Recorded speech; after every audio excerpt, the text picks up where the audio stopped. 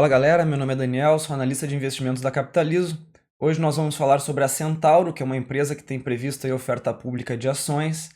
Antes, gostaríamos de pedir para quem gostar desse vídeo, para dar um like, compartilhar com seus amigos e, se possível, se inscreva em nosso canal. Para quem não conhece a Capitalizo, é uma empresa de análise e recomendação que tem planos voltados para títulos de renda fixa, fundos de investimento.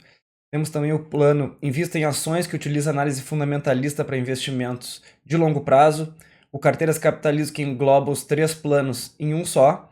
Temos também o Full Trader, que utiliza análise técnica e gráfica para recomendações de curto prazo, como é o caso de Day Trade, Swing Trade e Position Trade. E também temos o Capitalizo Completo, que acaba englobando todos os planos em um só. Quem quiser conferir nosso trabalho, basta chegar em conteúdos grátis. Clicando em relatório grátis, você vai ter três opções. Clicando aqui, então, no caso, no relatório do Banco Itaú, basta clicar seu nome, e-mail.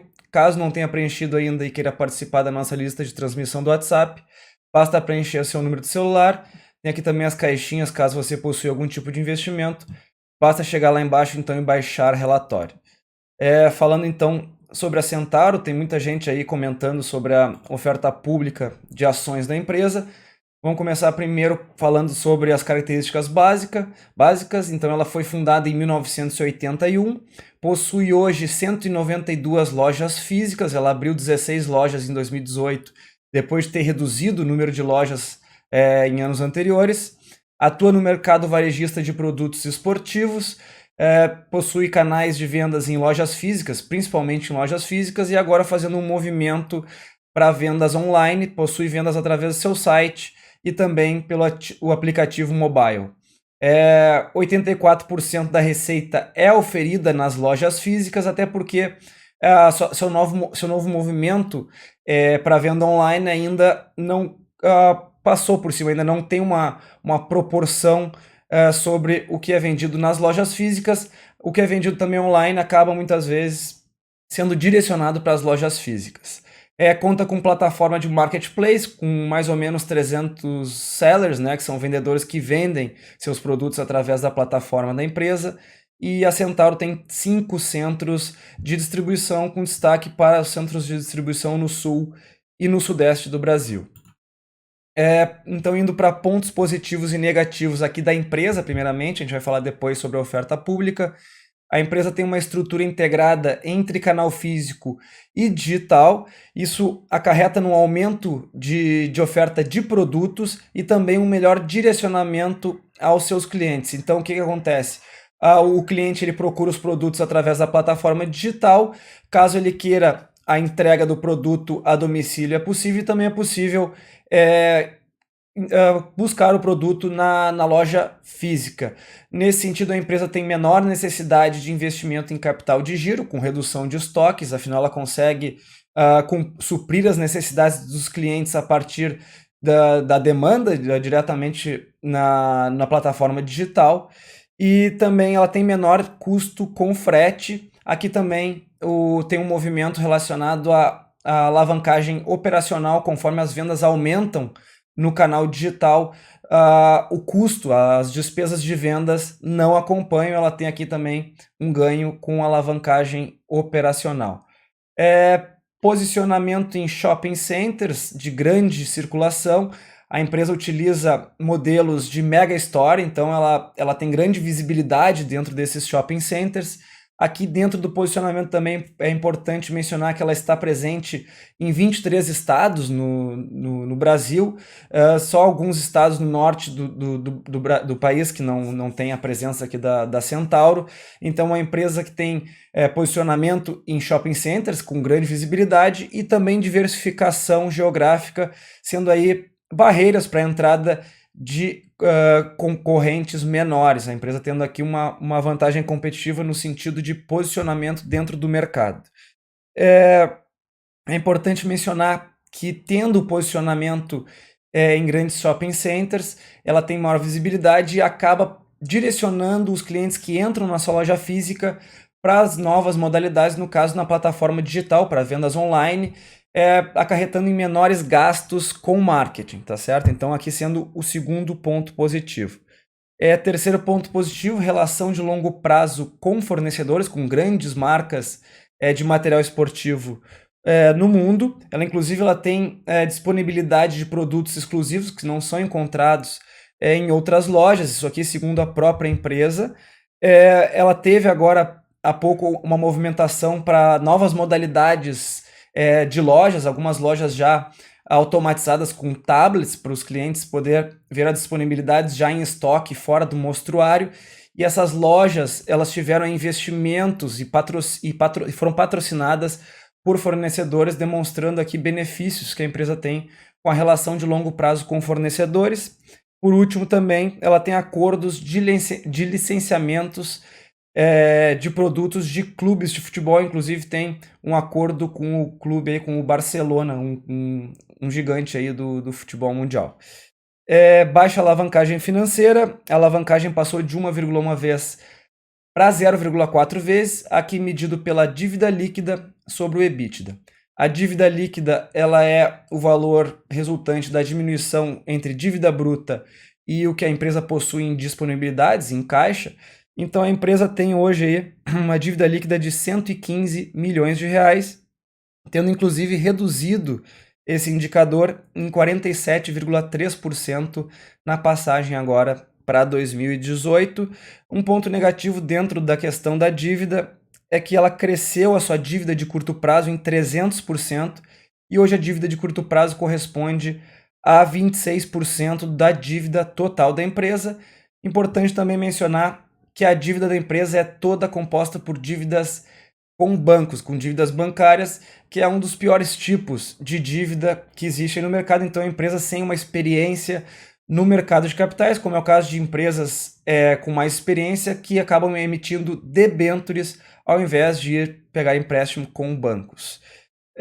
Por último, fluxo de caixa livre positivo. A empresa já vem com fluxo de caixa livre positivo há alguns anos. Agora ela teve uma diferença entre o fluxo de caixa operacional e as atividades de investimento de 112 milhões de reais, dando um salto aí, até porque em 2017 esse valor havia sido de 67 milhões. Mesmo aumentando seus investimentos em 2018, ela aumentou o fluxo de caixa operacional, atingindo 198 milhões. No fluxo de caixa operacional, o valor em 2017 havia sido de 126 milhões, aqui falando só das operações, mas o fluxo livre, que é a diminuição entre o operacional e os investimentos, saltou de 67 para 112 milhões em um ano, sendo outro ponto positivo. Outro ponto positivo que não foi colocado aqui no slide em relação às ações da oferta pública. Elas possuem tag along de 100%, então, caso de venda do controle, os acionistas minoritários têm aí a possibilidade de oferir 100% do valor da oferta, tá certo? Aqui sendo um ponto positivo dentro da parte de governança corporativa. Pontos negativos, aqui uma questão macro que eu coloco em todas as empresas varejistas, principalmente dentro do consumo discricionário, como é o caso da Centauro. Desemprego elevado e endividamento das famílias, o que acaba impactando o consumo. Segundo ponto, característica sazonal no segmento, tanto nessa característica discricionária como a sazonalidade dentro de um exercício social. Isso acaba impactando nas necessidades de capital de giro. A empresa tem que ficar variando os seus estoques, e isso acaba acarretando em riscos de descasamento. A empresa pode ter dificuldades, mas obviamente é um ponto negativo essa característica. Baixa participação ainda do e-commerce nas vendas da empresa, e-commerce que, como foi dito aqui, acaba acarretando em menores necessidades de capital de giro. A empresa acaba tendo maior alavancagem operacional, como 84% das vendas são oferidas na loja física. Esse aqui acaba sendo um ponto negativo e pode melhorar nos próximos anos. Alguns números: a empresa possui 192 lojas e 190 mil metros quadrados de área de vendas, conta com mais de 6,6 mil colaboradores, tem 5 centros de distribuição, abriu 16 novas lojas em 2018, após ter regredido na passagem de 2016 para 2017. Em 2017, ela reduziu o número de lojas, crescimento de 10,7% na venda mesmas lojas, aqui desconsiderando essas 16 novas lojas, e o valor da oferta da oferta pública agora, que tem um período de reserva entre 1º de abril e 12 de abril de 2019, o intervalo é de R$ 12,10 e R$ 14,70, tendo um ponto médio de 13,40 centavos. Esse intervalo ele é uma estimativa, não é a oferta, ela não precisa respeitar necessariamente esse intervalo, trata-se de uma estimativa e não de um intervalo que deve ser obrigatoriamente respeitado. Aqui, em relação à destinação dos recursos após a oferta ser finalizada, caso não precise de lote adicional, esse aqui é o caso, então, 30% voltado para abertura e reforma de lojas, reforço de capital de giro em torno de 10%, ela vai precisar amortizar a dívida, vai ser a principal direção aqui dos recursos da empresa, ela vai amortizar 340 milhões em dívida, e aqui iniciativas para fortalecimento do modelo de negócios omnichannel, que é a diversificação nessa questão dos canais de venda entre a plataforma digital e também as lojas físicas, incluindo aí a nova modalidade, aquela que eu falei, que é a disponibilidade de tablets, automatização de lojas, que é uma nova modalidade aqui, um novo tipo de loja física misturada aí com plataforma digital. Então, provavelmente, na verdade, esse percentual, esses 9%, vai mais para essas lojas físicas automatizadas. Então, o valor de 667 milhões de reais, já descontando aí todo o custo da oferta, a oferta tem mais ou menos uns 8% de custo. Aqui o valor líquido, considerando o ponto médio de R$ 13,40 bruto, menos as despesas com a oferta. Aqui, como vai ficar a estrutura de capital da empresa após a oferta pública, sem considerar lote adicional, a capitalização passa de 550 para 877,5 milhões de reais.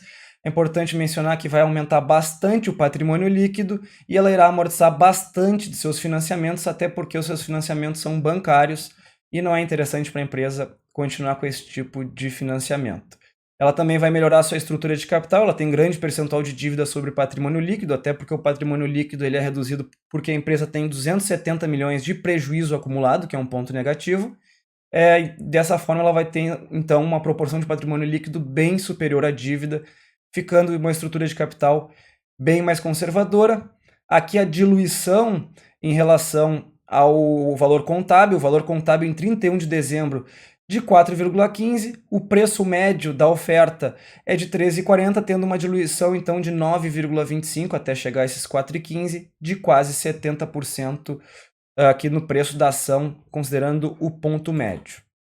Aqui alguns indicadores de mercado, considerando os valores na oferta, considerando o mínimo, médio e o máximo, temos aqui um PL inicial aqui de 16,8 até 20,4, consideramos um PL elevado, levamos em consideração o lucro de 2018, poderia ser feito algum tipo de projeção, preferimos usar o lucro corrente e já utilizando a divisão desse lucro pela quantidade de ações que a empresa terá após a oferta pública, que chegará a 206 milhões de ações, hoje ela tem 153 milhões, pretende adicionar pelo menos 53,7 milhões, chegando a 0,72 de lucro por ação, considerando o lucro de 2018 e o número de ações após a oferta. E aí temos esses PLs que estão no quadro. O patrimônio líquido também considera o valor líquido oferido com oferta mais o patrimônio líquido atual, que é de 191,5 milhões, somando ao valor líquido oferido com cada valor, temos aqui o patrimônio líquido de 794 milhões no valor mínimo, e assim sucessivamente.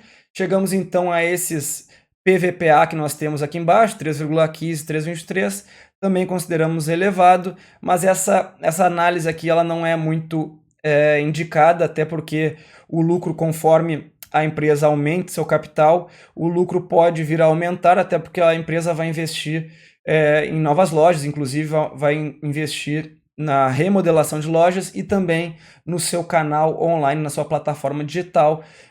Seria mais indicado trabalhar com projeções, mas estamos aqui somente utilizando dados correntes.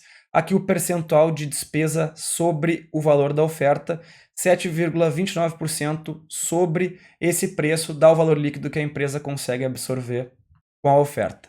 Aqui puxamos alguns dados sobre os resultados da empresa. É importante mencionar que a empresa vem de um prejuízo lá em 2016, ela já acumulou prejuízos em períodos passados, inclusive hoje ela tem um prejuízo acumulado de 270,6 milhões, sendo um dado negativo. Ponto positivo para o crescimento na receita em 2 anos seguidos, e mais ainda para o crescimento aqui na receita líquida na parte digital, sendo um ponto bem importante ser mencionado. Lucro líquido teve uma queda importante de 38% na passagem de 17 para 18, então ela se recuperou de 16 para 17 e voltou a cair agora para 2018.